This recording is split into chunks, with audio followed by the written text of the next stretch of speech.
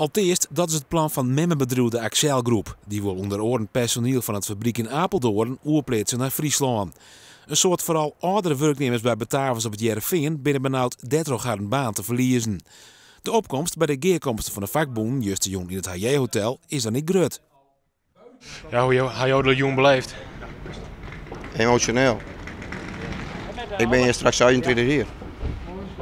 Ja, wat mag je ervan zeggen? Ik heb zo vol informatie gekregen, jong. En dat mag ik laten bezinken. En dan is het beste, daar letter misschien wat op te zeggen. En het verstandige, maar nou niks over te zeggen. Wij hopen dat hier in Veen meer werkgelegenheid bloedt. Makkelijk zat.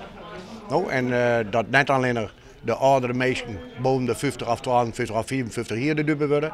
Nou, maar dan niet alles. Het is schrikken, vooral voor degene die het haast aangaat natuurlijk. Dat is makkelijk zat. Het is nooit leuk.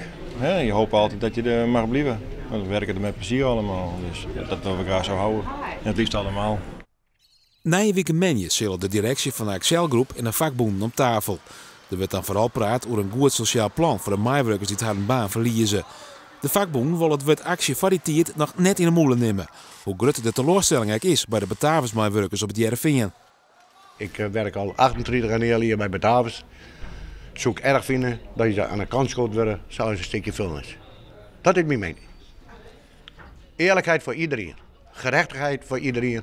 Gewoon op een eerlijke manier.